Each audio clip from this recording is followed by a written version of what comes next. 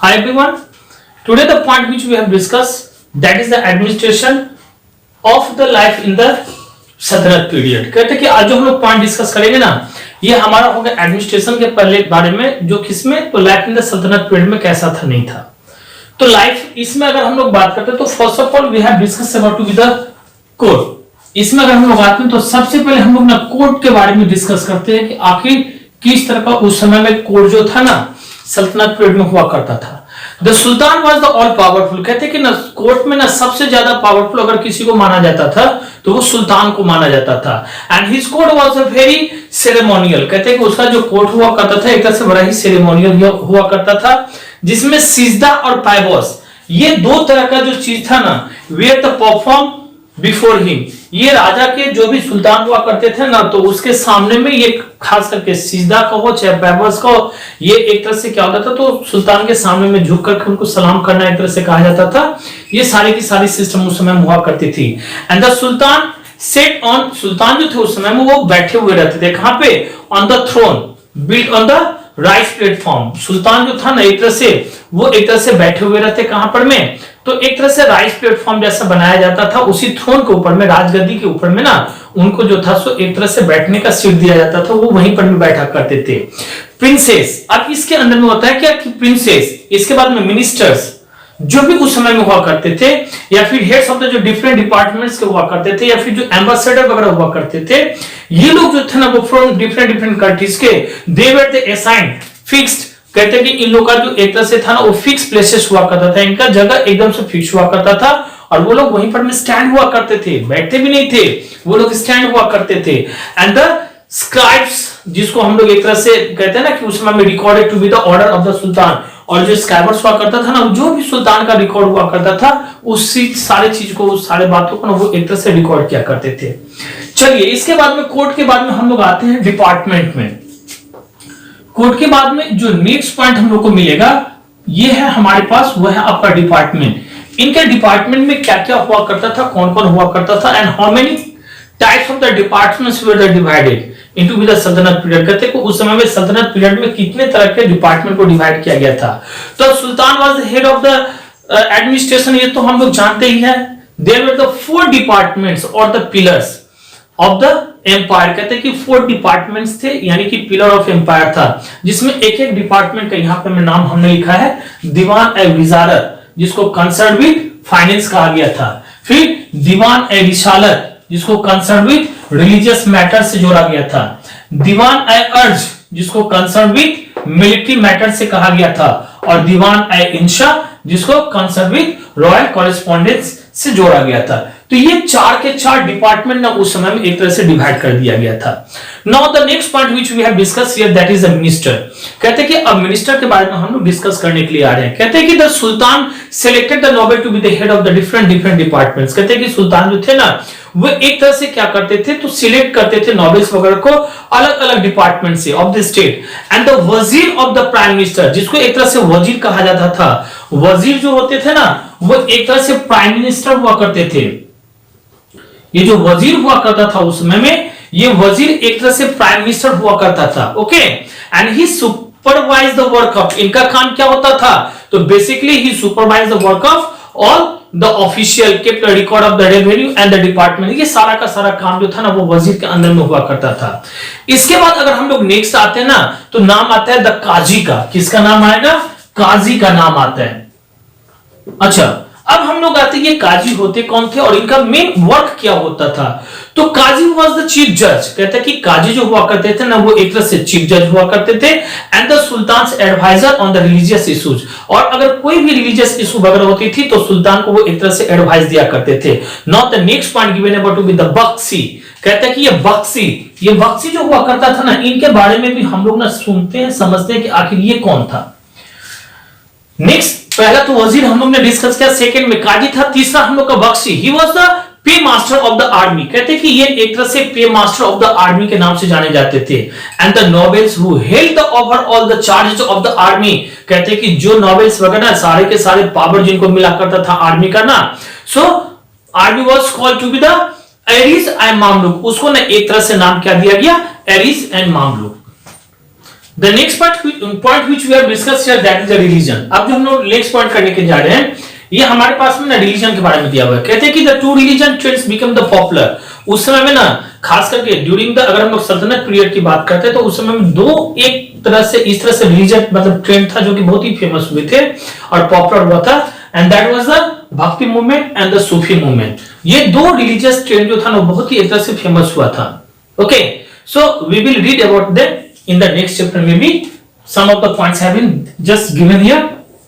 Okay, now the next point, that is the cultural development. अब हम लोग आते हैं cultural development का first of the point given about to be the architecture. इसी cultural development में हम लोग आते हैं, सबसे पहला पॉइंट हमारे पास में किस चीज का दिया हुआ है, तो आर्किटेक्चर का दिया हुआ है। The Turks and the Afghans, कहते हैं कि उस समय में तुर्क और अफगान क्या था ना एक तरह से इंट्रोड्यूस किया था new style of the end the techniques of the architecture. ये दोनों मिलकर के एक तरह से नया स्टाइल जो था ना वो टेक्निक ऑफ द आर्किटेक्चर का एक तरह से डेवलप किए थे। They fuse with the existing Indian style. ये लोग यहां पर आकर के क्या हुआ ना, तो एक तरह से जो इंडियन स्टाइल वगैरह था ना उसमें खास करके ना एक तरह से मिक्स अप हो गए, and they give the birth to the Indo Islamic style of the architecture. और यहीं से क्या होता है एक तरह से, तो इंडो और इस्लामिक जो स्टाइल ऑफ आर्किटेक्चर होता है ना उनकी एक तरह से डेवलपमेंट होती है, उनकी एक तरह से बर्थ होती है। Palaces, mosques, forts and the towers where the constructors in the new style. कहते हैं कि ये सब सारा का सारा चीज जो था ना वो नए नए स्टाइलों में जो था वो उस समय में एक तरह से बनने लगा था। ओके, इसी आर्किटेक्चर में अगर हम लोग जो नेक्स्ट पॉइंट पढ़ते हैं ना वो है आपका फीचर्स के बारे में। इसका फीचर्स क्या था, फीचर्स कैसे थे इसके। The two main features used in the buildings of this period, कहते हैं कि इस समय में इस पीरियड में ना दो मेन जो था ना फीचर्स वो खास करके यूज किए जाते थे। एक था आपका आर्च, एक जो था ना वो आपका था आर्च, और दूसरा जो बनाया गया था दैट इज द डोम। ये दो चीज का ना उस समय में फीचर जो था ना वो एक तरह से बड़ा ही फेमस था। तो आर्च का मतलब होता है कि later defined to be the call to be the true arch जिसको कहा गया, और जो डोम हुआ करते थे, ये दो चीज के बारे में यहां पर में एक तरह से दिया गया है कि फीचर इनको मेन माना जाता था। Now there was no longer the need to be the construct to be the pillars to be the support to the roof। कहते हैं कि उस समय में ना कोई ऐसा होता नहीं था, कोई जरूरत नहीं पड़ती थी कि कोई भी रूफ को सपोर्ट करने के लिए ना कोई भी जरूरत नहीं थी, या कंस्ट्रक्ट करने के लिए कोई भी पिलर वगैरह को सपोर्ट करने के लिए, ये रूफ को सपोर्ट करने के लिए किसी भी पिलर वगैरह का भी जरूरत नहीं हुआ करता था। ये चीज उस समय में माना गया। And the some buildings also used to be the minaret. कहते हैं कि कुछ ऐसे बिल्डिंग वगैरह हुआ करते थे जिसमें खास करके ना मिनरेट का यूज किया गया था। मोस्ट अगर हम लोग अर्ली स्ट्रक्चर की बात करते हैं ना तो they were of the red sandstone. कहते हैं कि ये सब जो हुआ करता था ना वो रेड सैंडस्टोन को हुआ करता था। Later the monuments where the made of the stone covered with the pillar. कहते हैं कि ना बाद में जितने सारे मॉन्यूमेंट्स वगैरह बनने लगे ना उसमें एक तरह से प्लास्टर का यूज जो था वो एक तरह से किया जाने लगा। तो इस तरह से जो थे ना ये सारे के सारे काम वगैरह जो था वो फीचर्स में दिया गया था। अब हम लोग आते हैं नेक्स्ट में जो कुछ भी पॉइंट्स हमारा दिया गया वो that is the monument, about to be the monument. हम लोग ना इसमें मॉन्यूमेंट्स के बारे में अब जो है वो पॉइंट नेक्स्ट जो है वो डिस्कस करते हैं। मॉन्यूमेंट्स में अगर हम लोग बात करते हैं तो दिल्ली सल्तनत का, तो दिल्ली सल्तनत बिल्ड द मेनी मॉन्यूमेंट्स। अगर हम लोग बात करें ना तो बहुत सारे मॉन्यूमेंट्स वगैरह ऐसे उस समय में बनाए गए थे। दिल्ली सुल्तान जो थे ना वो लोग बहुत सारे मॉन्यूमेंट्स वगैरह उस समय में जो था ना एक तरह से बनवाया हुआ था। अगर हम लोग यहाँ पर में एक एक मॉन्यूमेंट्स की बात करते हैं तो कुवैत उल इस्लाम मॉस्क, 2.5 दिन का झोपड़ा, कुतुब मीनार, अलाई दरवाजा, अलाई मीनार और बहुत सारे ऐसे ऐसे मॉन्यूमेंट्स वगैरह था ना उसमें में बनाया गया था। तो अगर हम लोग कुतुब उल इस्लाम की बात करते हैं, मॉस्क की बात करते हैं ना तो ये कुतुबुद्दीन ऐबक के द्वारा ही बनाया गया था। इतना ही नहीं, अगर 2.5 दिन के झोपड़ा की बात करते हैं तो ये भी इन्हीं के द्वारा बनाया गया था। कहां पे, तो अजमेर में। और कहते हैं कि ये जो उल इस्लाम जो मॉस्क बनाया गया था ना वो 1193 में आकर के ये जो बनाया गया था ये आपको 1193 में आकर के ये मॉस्क वगैरह जो थे सो बनाए गए थे। ऐसे ऐसे और बहुत सारे के सारे जो थे ना वो सब चीज बनाया गया था। इसके बाद में अगर हम लोग बात करते हैं किसका, तो खास करके अगर कुतुब मीनार की बात करते हैं तो इसका जो कंस्ट्रक्शन था ना ये कंस्ट्रक्शन स्टार्टेड किया गया था किसके द्वारा, तो कुतुबुद्दीन ऐबक के द्वारा ही किया गया था। लेकिन ये बना नहीं सके, बाद में इसको कंप्लीट किया गया किसके द्वारा, तो इल्तुतमिश के द्वारा। ठीक है, अब यहां से अगर हम लोग देखें एक एक करके तो एक तरह से यूनेस्को जिसको हम लोग जानते हैं ना, यूनेस्को में जो एक तरह से वर्ल्ड हेरिटेज साइट का भी अगर नाम आता है ना, तो वहां पर में इनके द्वारा बनाया जो कुतुब मीनार है ना, इनका नाम आता है। ठीक है, और इतना ही नहीं बल्कि अलाई दरवाजा वगैरह भी जो बनाए गए थे ना, ठीक next to the Qutub Minar के सामने नहीं बनाया गया था, and it was made with red sandstone. कहते हैं कि ना, इसको जो था ना एक तरह से बनाया गया था उस समय में, वो रेड सैंडस्टोन से ही बनाया गया था। और ऐसे ऐसे बहुत सारे ऐसे आर्किटेक्चर वगैरह थे जिसको उस समय में एक तरह से मतलब मॉन्यूमेंट्स वगैरह थे जिसको कि उस समय में एक तरह से ऐसे करके जितने सारे सल्तनत वगैरह आते गए, सुल्तान वगैरह आते गए, ये लोग एक एक करके ऐसे ही बनाते चले गए। अब हम लोग अगर बात करते हैं लोधी पीरियड का, ओके, तो Lodhi period include to be the Tughlaq fort, इसके बाद में आपका फिरोज शाह कोटला, इसके बाद में चलिए आते हैं हम लोग द बारह गुंबद एंड द शीश गुंबद, ये भी इसी सारे के सारे मॉन्यूमेंट्स के अंदर में आते थे। The tombs of the Ghiyasuddin Tughlaq, Firoz Shah Tughlaq, इसके बाद में मोहम्मद शाह सईद तुगलक एंड द सिकंदर लोधी, ये सब सारे के सारे इनके नाम से भी बहुत सारे ऐसे टॉम्ब्स वगैरह बने थे। द खिड़की मस्जिद, इसके बाद में आता है आपका बेगमपुरी मस्जिद, ये सारा का सारा मतलब चीज उस समय में बनाया गया था। फिर जमाली कमाली मस्जिद ये भी बनाए गए थे, एंड मौत की मस्जिद ये भी एक तरह से हम लोग नाम सुनते हैं। न्यूमेरियस बोल्ड मतलब एक तरह से बॉलिस कहे या फिर मेनी मोर द स्ट्रक्चर्स कहे, ये सारा का सारा चीज जो था ना वो दिल्ली के अराउंड में जो था उसमें में कंप्लीटेड किया गया था। ओके, चलिए अब जो है ना हम लोग मॉन्यूमेंट्स में ही आते हैं, लेकिन ये है आपका रीजनल किंगडम, वो तो था सल्तनत पीरियड के बारे में, लेकिन यहां पर में जो कुछ और मॉन्यूमेंट्स हम लोग पढ़ेंगे, ये मॉन्यूमेंट्स आपका दिएगा रीजनल किंगडम में। कहते हैं कि the Indo Islamic style of the architecture influenced to the regional kingdom as well. कहते हैं कि उस समय में एक तरह से इंडो और इस्लामिक जो स्टाइल था ना आर्किटेक्चर का, इससे बहुत सारे ऐसे और मॉन्यूमेंट्स वगैरह भी बनाए गए थे। अगर हम लोग अहमद शाह ऑफ गुजरात की बात करते हैं, अहमद शाह ऑफ गुजरात, इन्होंने क्या किया था, तो फाउंडेड किया था आपका अहमदाबाद। किसको फाउंडेड किया था? Ahmedabad. And decorated it with, कहते हैं कि उस चीज को और डेकोरेटेड की गई थी ग्रैंड स्ट्रक्चर से। ठीक है, इसके बाद में कहते हैं कि the most famous among them, उसमें जो था ना सबसे ज्यादा से ज्यादा अगर हम लोग मोस्ट फेमस की बात करते हैं ना, तो जामी मस्जिद का नाम आता है। इसके बाद में आपका सीधी सईद मतलब मस्जिद का मॉस्क का नाम आता है। ये सारे के सारे नेम वगैरह जो थे ना, ये सब जो था एक तरह से फेमस भी था उस समय में, ब्यूटीफुली कार्ड ऑफ द, खास करके उस समय में जाली स्क्रीन्स वगैरह लगाए गए थे, ये सब सारी चीजें फेमस थे। The rulers of the Malwa build the numerous structure of in Mandu, कहते हैं कि उस समय में जो रूलर्स ऑफ मालवा थे ना, ये लोग बहुत सारे स्ट्रक्चर बनाए थे, वो भी था एक जगह का नाम है मांडू वहां पे। So some of these are the Jama Masjid, उसमें से कुछ का नाम दिया गया है जामा मस्जिद, द हिंडोला महल जिसको एक तरह से स्विंगिंग पैलेस भी कहा जाता था, and the अशराफी Mahal and the जहर महल, इस जहाज महल जिसको एक तरह से नाम दिया गया था, and the tomb of the हुनसान शाह। कहते हैं कि ऐसे ऐसे ना बहुत सारे ऐसे मॉन्यूमेंट्स वगैरह जो था उस समय में ये सब बनाए गए थे।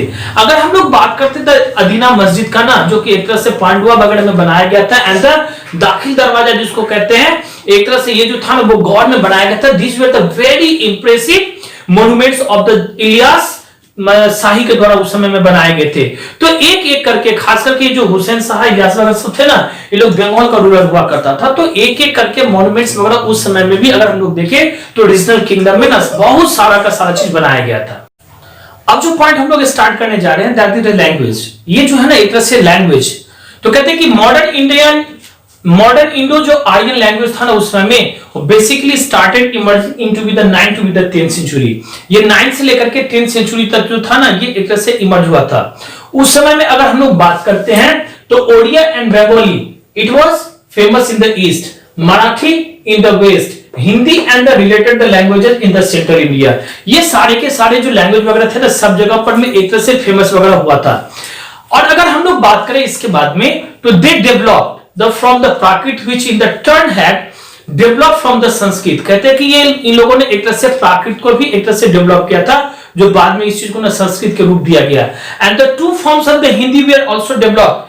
उस समय में दो फॉर्म जो था हिंदी का वो भी डेवलप हुआ था, एक था आपका ब्रज और दूसरा जो था वो था अवधी।